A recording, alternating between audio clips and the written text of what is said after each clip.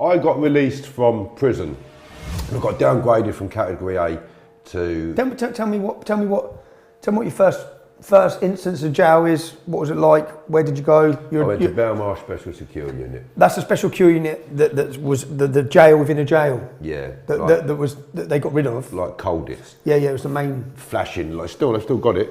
Flashing lights and all the rest of it, and helicopters going over all the time. Armed old Bill whenever you get moved and things like that. They got to shut the whole prison down to bring you out of that unit just to go to the doctors in the main prison and bang everybody up. That's how severe they took it. Everyone's got to be locked up when you come out of that fucking unit. Madness. How old were your children? 5 and 7. What's their names? Tommy and Aaron. Tommy and Aaron, 2 boys. Yeah. So your boys are 5 and 7. You've just been banged up for life. Yeah. And they're seeing the dad through a screen. Then I ended up not seeing him for 9 years.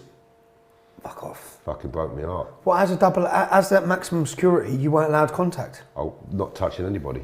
You got to see people through a screen. You can't touch no one. When I went into the unit, there'd be a camera there, and the screws used to say to me, right, they never said it to me, but these are the rules. If you turn now, they'll terminate your visit because then you could be whispering something. I said, hold on a minute. You got a camera on me there, you got a camera on me there, you're sitting here, 2 screws behind me, and then you're saying I could be miming something to my missus sitting opposite me. Or my 5 and 7-year-old kids. And so the 5 and 7-year-old kids would go out of this door here, into another door which is just as far away, to a toilet. They'd come out of there, be rubbed down and searched to come back in here. But I'm on a closed visit, permanent closed visit. My clothes I used to have to give in 2 days before. They would x-ray those clothes. And I would go back in the strip search room, take all my clothes off that I'd just worn on a visit, give them back to them, then they'd go off and x-ray them again. Where have I been? You've got 2 cameras on me, you've got 2 screws sitting opposite with the missus and the kids, a glass screen, and all I'm doing is sitting here. What have I managed to smuggle or do in my clothes? That's how mad it was. In the cell, on the outside of my cell, I had 2 deadbolts with 2 chub lugs on them.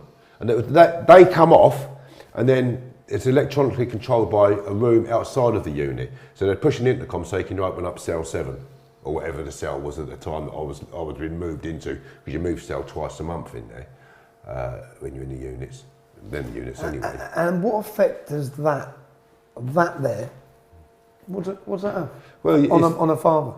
It's terrible. And on the kids. So when I came home from prison, I split up with, I had a baby with a girl, and when you got out after 20 years? Yeah, she got pregnant in straight away like that, and we lived together, but it just weren't right.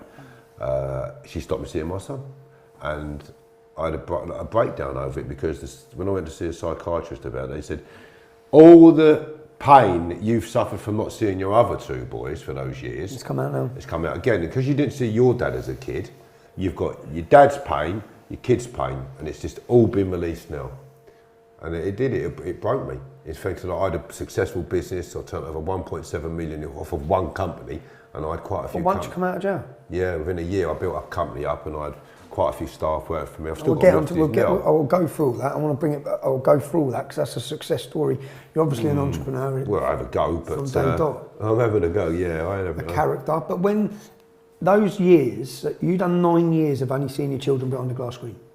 Yeah, well, I got downgraded from exceptional risk after 2.5 years down to high risk, but by then... As an exceptional risk in those 2.5 years, what's your association in jail? None, you're in the unit. So you're on solitary? Yeah, it's practically solitary. You're mixed with other inmates, there were 7 of us in the unit at the time, and that was it. You didn't see anybody or come out. And at the time, how was that? At the time, and do you years after that look back and think, how was that? God, it was nutty. You had a phone box in there where you had to divvy up the time of association between phone calls. You'd have 11 minutes to make a phone call to your children and your missus, or whoever you got a call. 11 minutes. No phone calls in the daytime, like on the other wings, just in the evening. You can't make a phone call until they push a button, say off you go. So you're waiting on them every time. Yeah. And so then they're writing down what you're making and the call about what you're saying, and then recording it.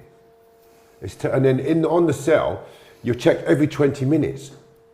I was forever looking like that. I thought I'd. Well, they open the thing. The flap. Every 20 minutes, all night. All night. So we're sitting in there watching TV, right? And the cell comes up. Every 20 minutes, right? But so outside of the cell, but when you're in that cell, every 20 minutes you're checked all through the day and night. Okay, when that door's locked. So we're sitting here watching TV. There's a camera on us there, there's a camera on us there, and there's a wall there with windows in it, and staff are standing there watching you. We haven't moved, we're sitting here watching a film.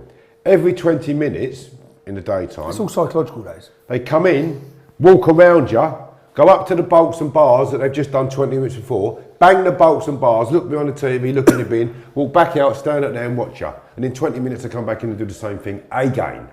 So the unit sounds like a psychological torture. There was a screen there back out where psychologists used to look at us, and in the box, you know what the box is, don't you, Tommy? It's the strip box. So when you've had an altercation with staff, they take your clothes off, put you naked in the strip box. I spent a very long time in them boxes.